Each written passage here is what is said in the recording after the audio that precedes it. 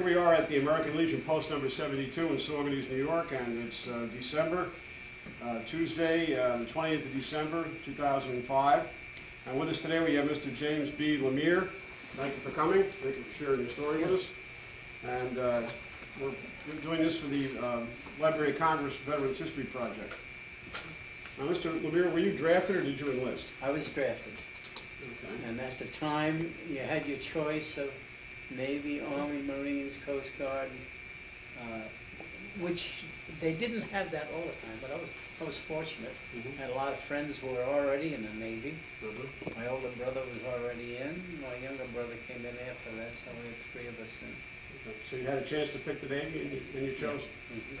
Now, when we were talking earlier, you mentioned the fact that you were born in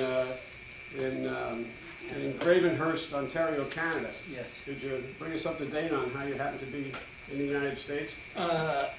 We moved to the United States in 1929, November, just in time for the Depression.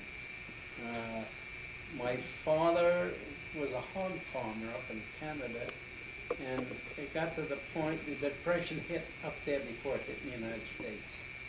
And it got to the point where he could take hogs, and it cost him more to take the hogs to market than he could sell them for. So then he and several of his brothers all came to the States, worked his whole life as a carpenter,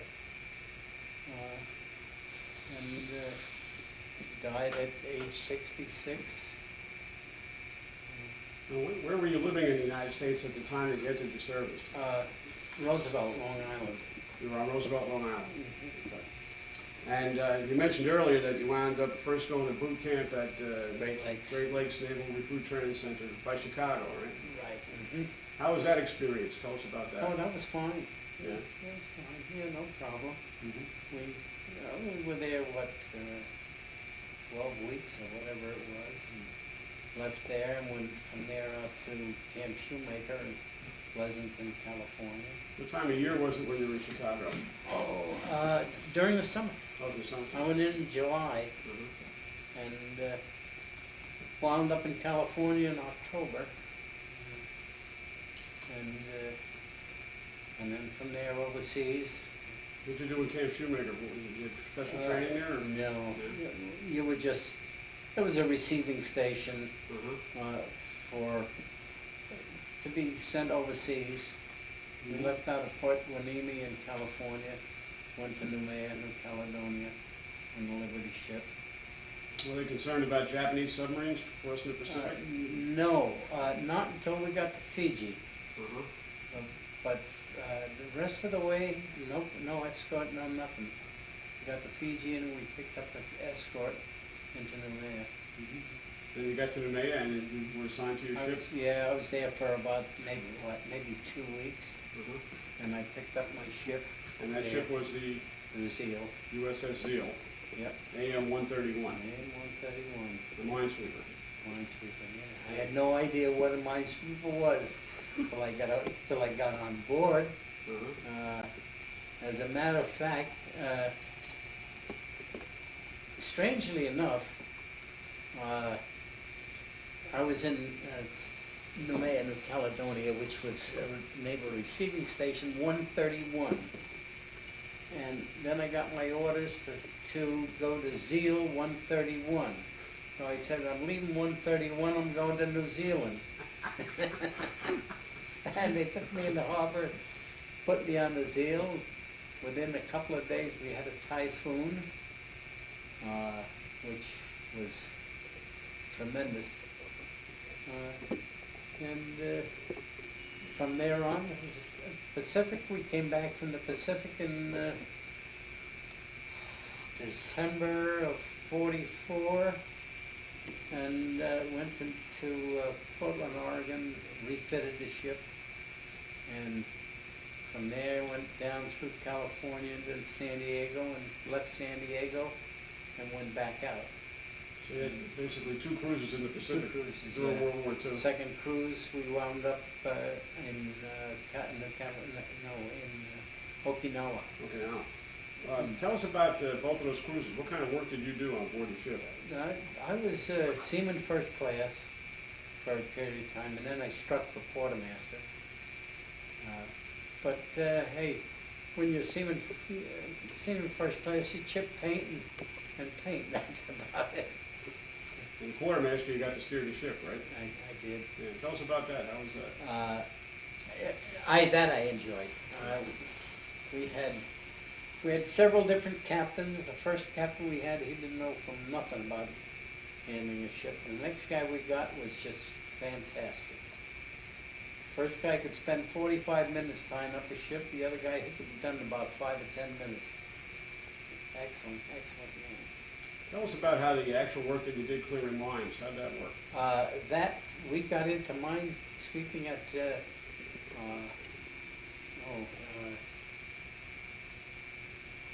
no, my memory goes wacky.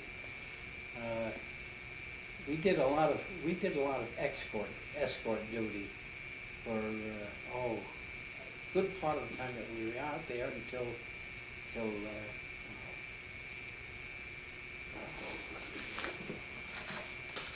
my memory goes, and I think I forget names.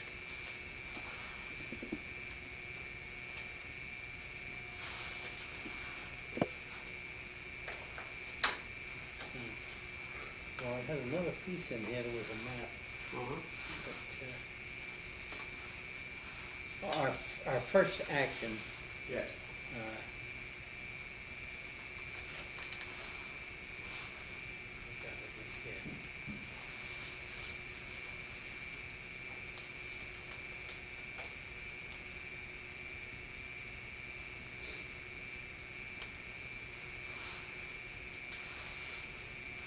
We hit a lot of the islands out there.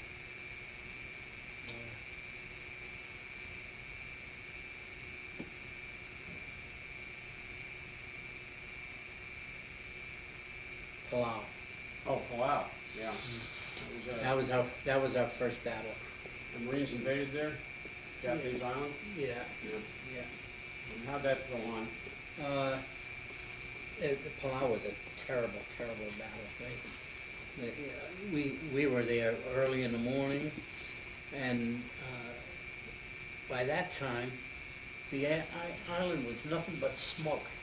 And you think that there could be nobody alive in there, but they were all in bunkers. The naval gunfire had hit the island, but Japanese were still there.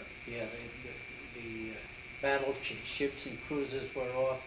They kept firing shells one after the other. There was a cruiser hit a big smokestack, cut it in half, and it fell down. I remember that. On the island, huh? On the island, yeah. That was the first time that we had got any mines.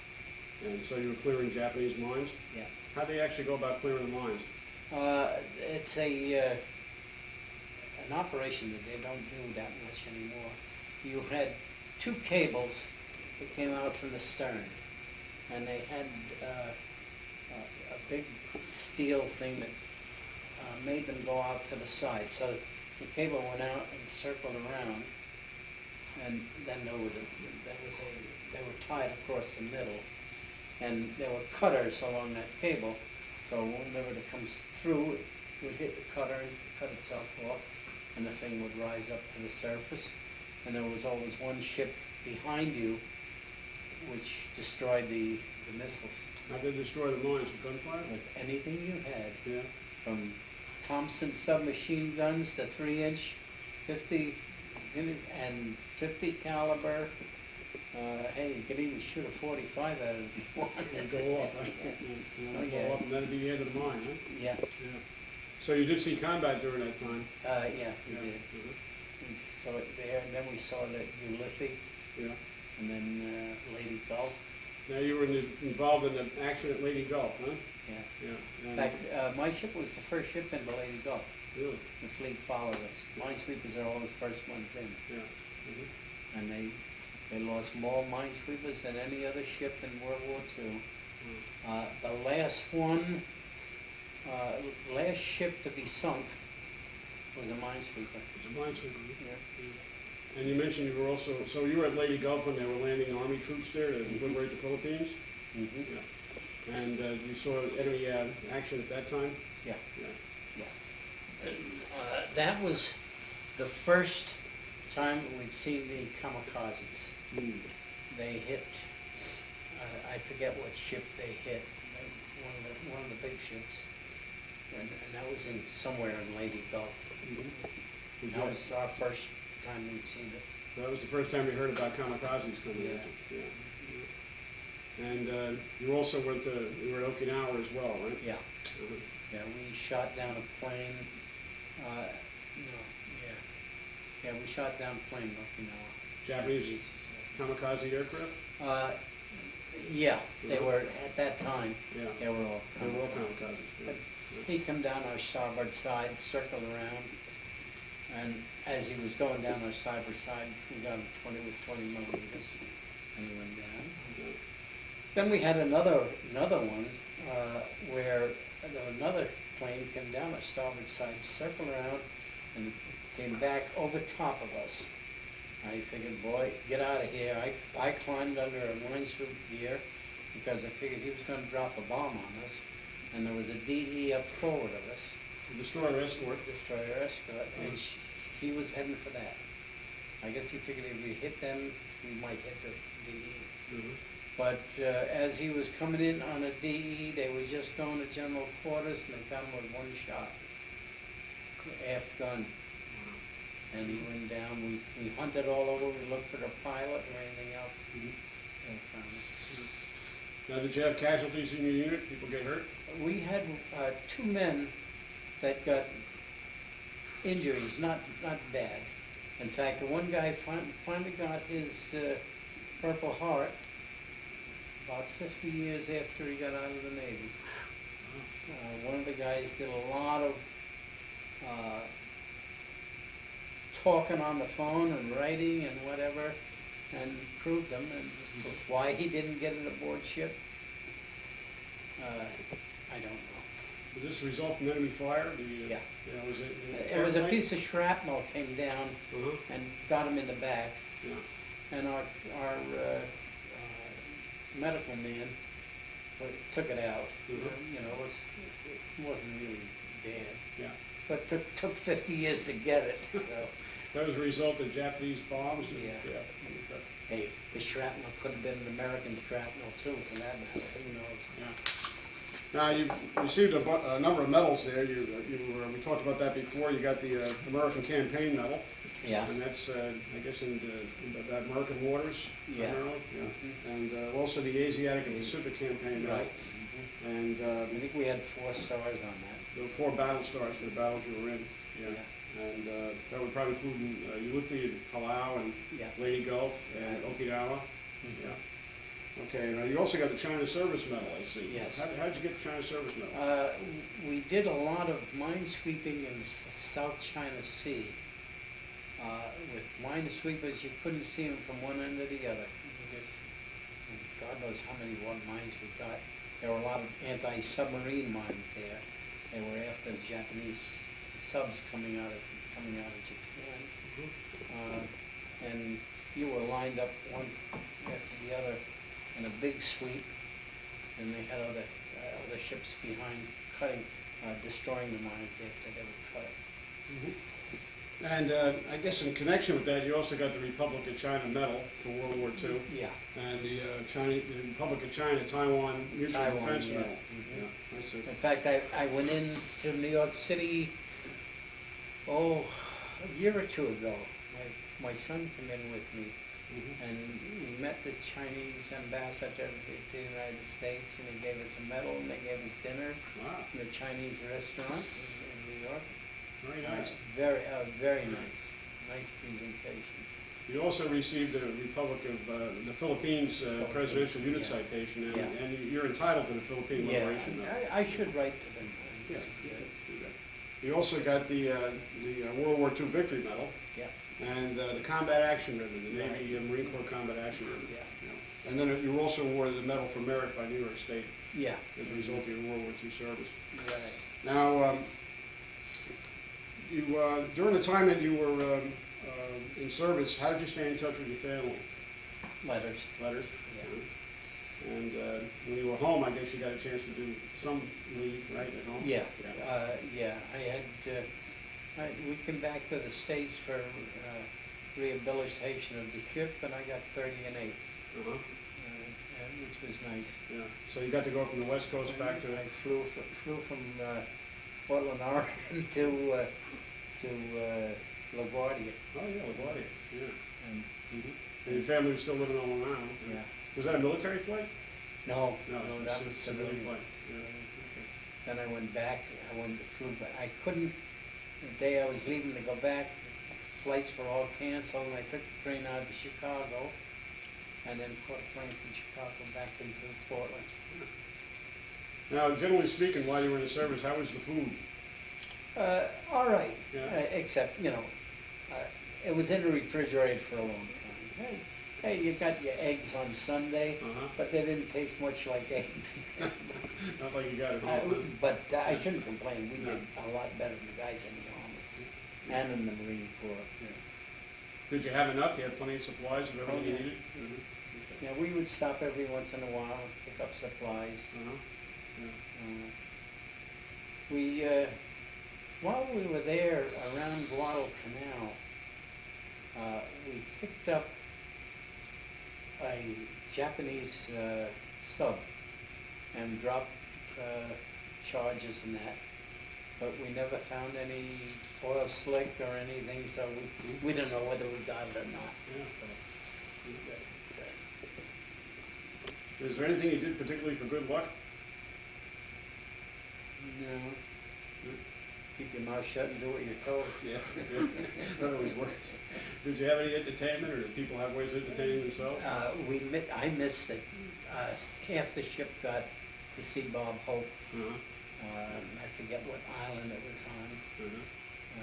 But, you had port and starboard watches, so Uh-huh. one watch got it and the other one didn't. Did you get movies or radio or anything like that? We used to get movies. Yeah. Had them on the fantail at night. Yeah. And when you were, so where you traveled to included all those islands in the Pacific that you mentioned, Oh, huh? yeah. Yeah. Okay. Plus a lot of others. Yeah. We went to Tarawa. Oh, yeah, Tarawa? Yeah. Uh-huh. You couldn't hardly see that place until you got right up next to it. Yeah. Russell Islands we went to, Green Island, Bougainville, Mhm. so many of them. Oh, I can tell you about another little incident, Yeah. which was very, very unusual. Our captain was very good friends, they were drinking buddies with the port director in Guadalcanal. Uh-huh. Now, about 100 miles south of Guadalcanal, there were two islands, Grinnell and Bologna. And there had been a Marine garrison there at one time, small, Mhm. and when we went, there was nothing there, just the natives. Mhm. And they were Polynesian, they weren't Melanesian, and they weren't the black, Yeah. they were Polynesian. Yeah. And we went down there for 2 or 3 days. They all came out in canoes to greet us, and we had a marvelous time. There was no harbor there, it was just a bay, Yeah. and you anchored offshore. Mhm. And they come out in canoes and one thing and another, but it was a beautiful time.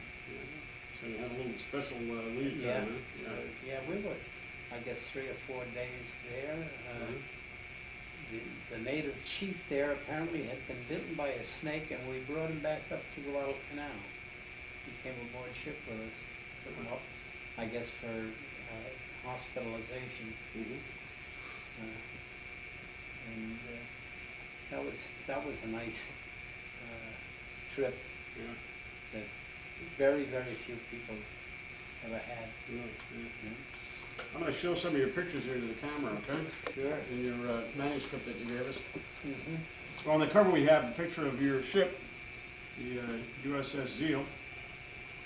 And this is a forward view and a aft view. Right? Okay.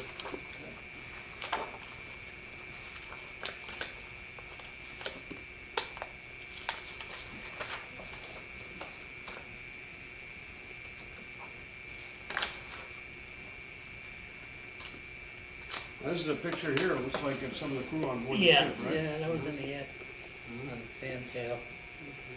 We had a complement of about 110. 110 on board the ship? Most of the time, we didn't have that many. We had near that. And you have another, in the back page here. Yeah, a picture of me, Yep. and then you get a shot of that right now? This is a picture of you as in the Navy at the time. Yeah. These are the medals that you received, and also your rating, Right. and your patch from the minesweeper patch. Mm-hmm. And down here, a model of the ship, right? Yeah, which I built. You built that yourself, huh? Yeah. You have it at home? I have it at home. Yeah, very nice. Very nice. Now, the generally speaking, did you? What was your opinion of your officers and fellow soldiers, troops, sailors, I should say? What were they like? All in all, yeah, pretty good. Uh-huh. There was one or two that were just not so good. But all of it, yeah, no, we had some very good officers. You didn't keep a personal diary, Yeah. but you did write its manuscript, which we're going to include Yes. in your record for the Library of Congress. Yeah, in fact, I made that up. My son helped me because he's a computer expert, Right. and I'm not. Now, do you recall when the war came to an end? Can you tell us about that? Yeah, we were in Okinawa when the first bomb was dropped, and when the second bomb was dropped. I won $5 on that one because they said the war is over, and they didn't believe me. And sure enough, it was. So when the first bomb was dropped, not everybody thought the war was going to come to an end? No, because But you did. it was a couple of days later they dropped the second one. Mhm. That was it. And you were happy to hear that? Oh yeah. Was everybody expecting to have to stay to invade Japan? Oh, that was already set for November. When it was made? We would have been the first ships in. And thank God for the bomb. Did you stayed on station there in Okinawa, but then you were able to return to the States, I take it, right? Yes. How'd that happen? We left, everything, the signing of the declaration, everything was, in September. We left in February, I guess. 46, right? 46, heading home, back to San Diego. And from there I was discharged at Lido Beach on Long Island.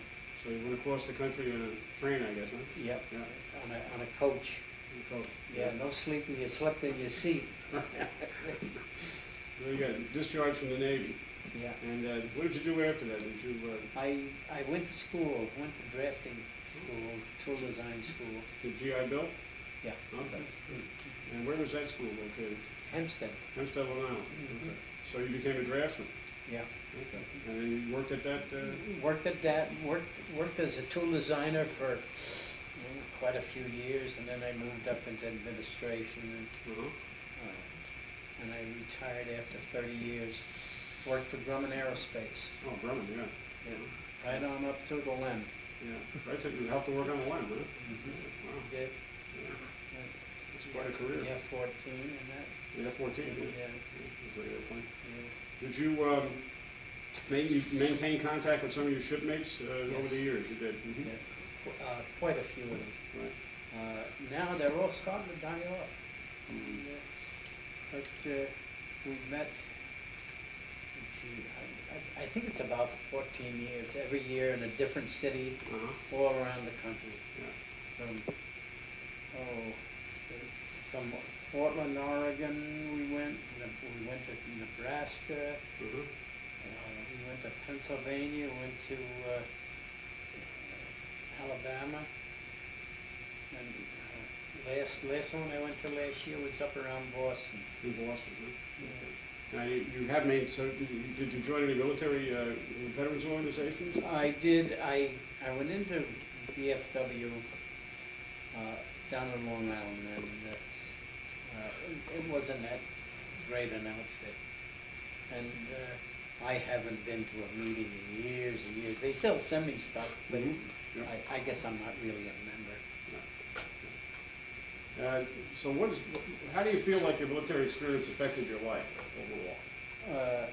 I think it was the greatest adventure of my life. I wouldn't have missed it for anything.